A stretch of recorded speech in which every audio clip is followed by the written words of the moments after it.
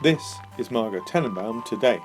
After releasing the play based on her family back in the days when she was still in love with Richie, Margot moved to the Hudson Valley, where she spent long days playing records and writing genius new plays. She had long given up smoking and instead chewed on raw, unpeeled carrots. This is Margot Tennenbaum today.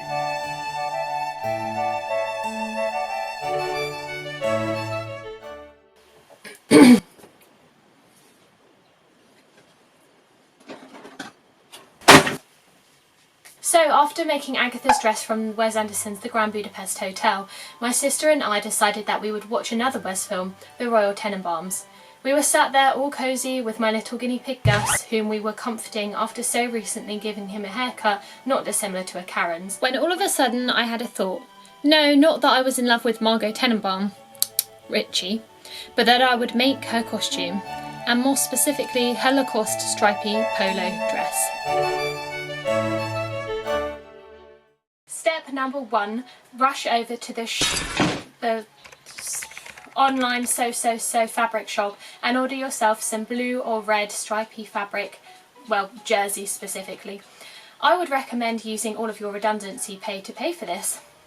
Yep, that's right. And even after I'd followed old Bojo's advice to rethink, reskill and retrain, I mean, more time for sewing, am I right? You'll also need some white jersey like this to do the collar and the front placket, and then some navy buttons to do the buttons. I also got some wine coloured fabric because I wanted to do a mock-up, because I was trying to draft this pattern myself, which, considering I only started sewing a few months ago properly, is kind of definitely a run before I can walk kind of move, which I would then find out. Originally I thought I would draft this pattern entirely from scratch, so what I did, quite simply, was take an existing polo shirt and then try to trace around the pieces. Like, why did I ever think that would work?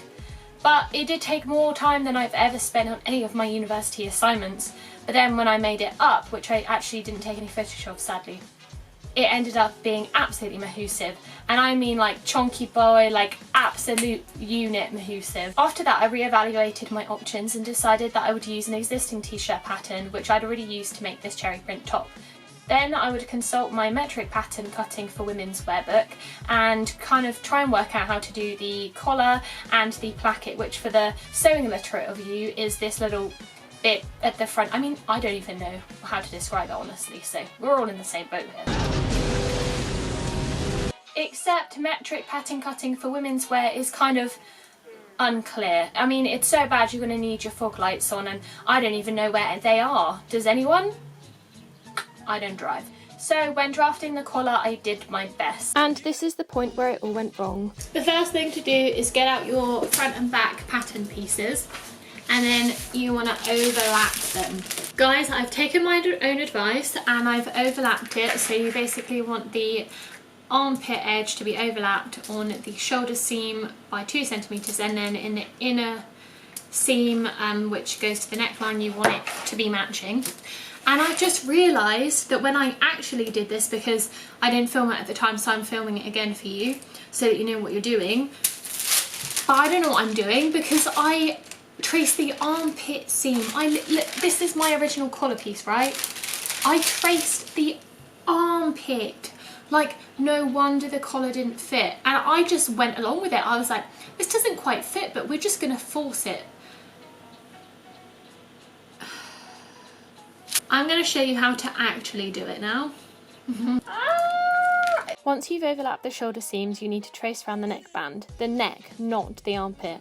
Then once you've done that, I recommend marking where the centre front and centre back is. Remembering at the centre back, you will need to cut on the fold so that you don't have a half collar. Honestly, the probability of going wrong here is like 150 out of 100. Yeah, maths was never my strong suit. After that, you need to know the width you want your placket to be.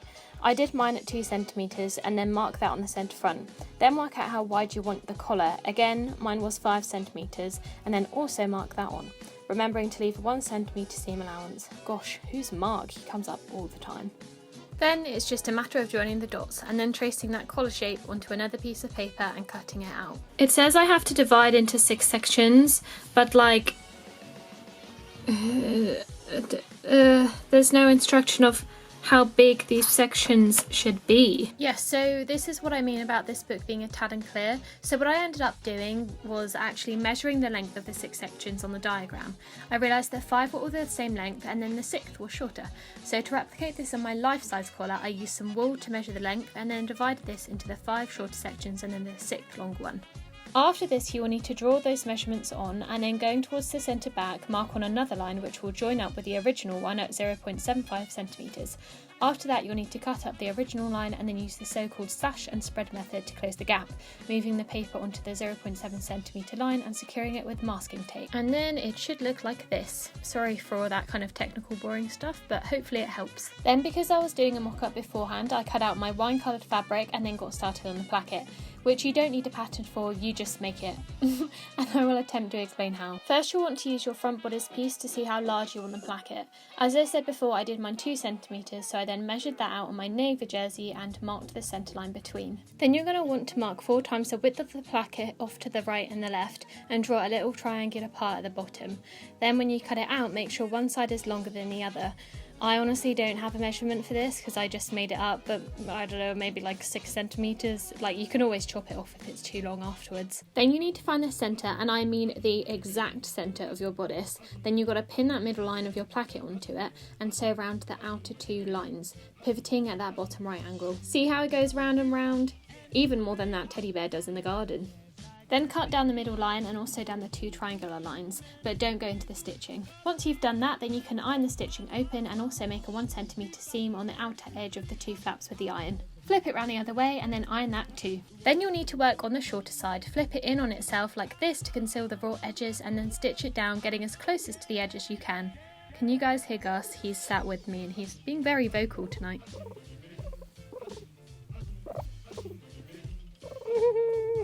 After that, take the longer side and also fold it over to conceal the raw edges.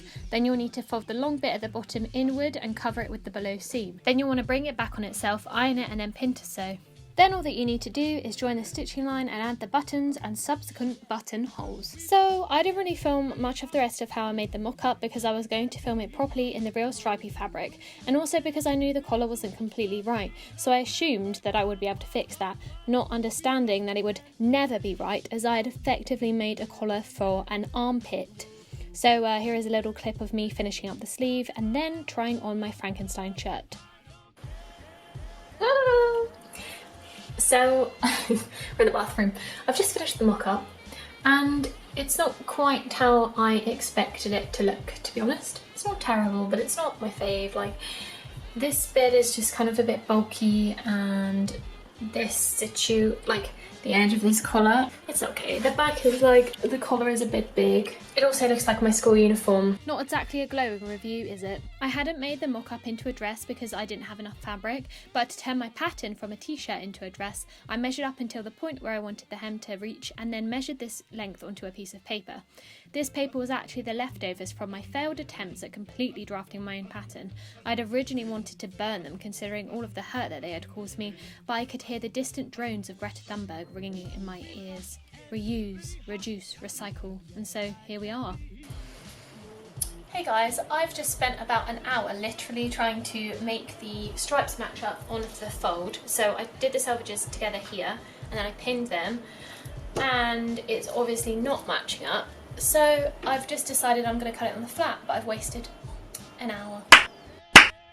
I then cut out my fabric on the flat and it all went hunky-dory, or swimmingly, or Dory and swimming and Finding Nemo. I also cut my armpit collar and these long strips of white which would later act as a kind of sin cover-upper. I then got to working on the placket, but as you've already seen exactly how that is done, here are some words from Academic Con. Unlike Agatha's dress in the Grand Budapest Hotel, where there isn't so much analysis to be had as the dress is her work uniform, Margot's, and then indeed all of the characters in the Royal Tennenbaums costumes, have something to say about their wearers, like the fact that all 3 of the Tennenbaum children still wear the same uniforms as when they were 12 years old, highlighting the notion that themselves and their father, who they are always trying to impress, that this is the period in their lives when they peaked.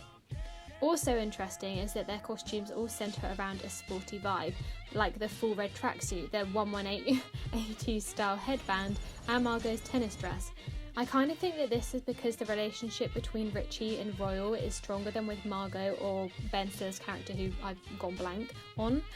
And Royal actually seems to respect Richie's life as a professional tennis player the most.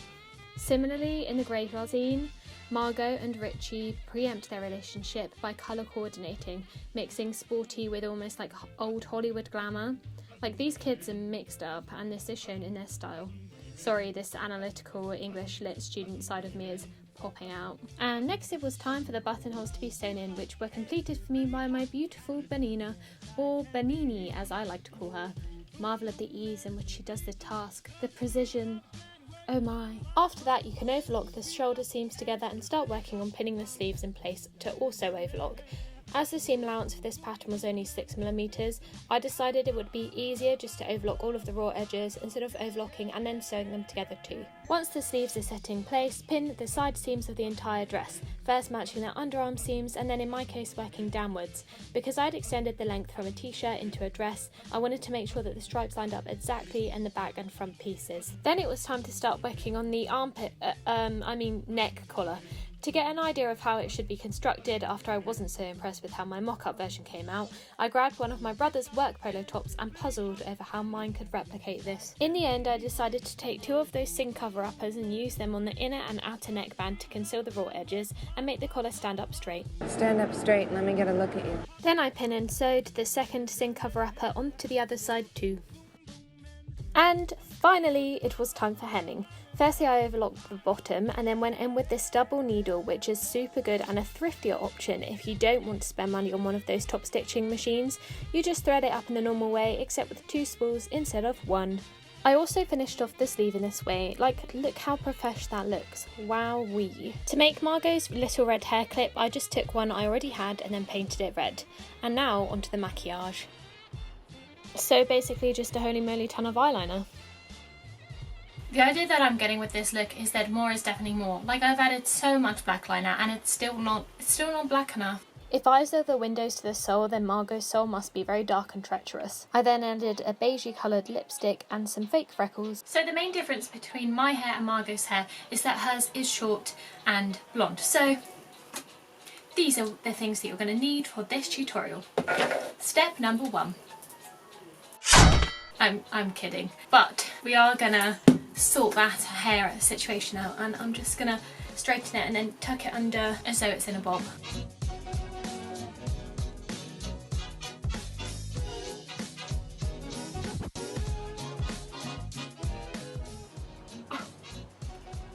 Oh my god, it actually is working.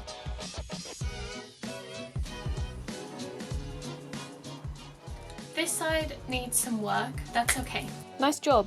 And here is the final look, even though you've already seen it because I put it at the beginning, but here it is again.